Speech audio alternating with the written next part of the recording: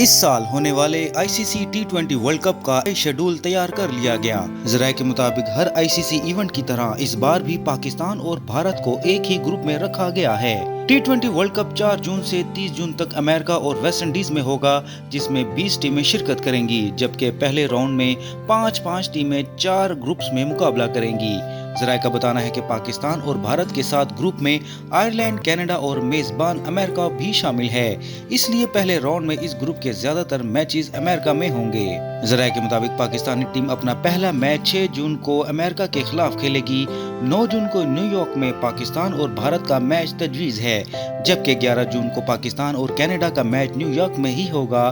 16 जून को पाकिस्तान और आयरलैंड के दरमियान मैच फ्लोरिडा में शेड्यूल्ड है। जराये का कहना है कि पाक भारत मैच की टाइमिंग और बरसगीर के टाइम जोन के फर्क के बुनियाद पर ये मैच एक रोज कबल कराने का ऑप्शन भी मौजूद है। पहले राउंड में शरीक हर 4 ग्रुप्स में से 2 टॉप टीमें सुपर 8 राउंड्स में क्वालिफाई करेंगी, जहां इन्हें 2 ग्रुप्स में तकसीम किया जाएगा। जराये के मुताबिक आईसीसी ने फीडबैक और मंजूरी के लिए ये शेड्यूल बोर्ड्स और ब्रॉडकास्टर्स को भेज दिया है और जल्द हतमी शेड्यूल जारी कर दिया जाएगा।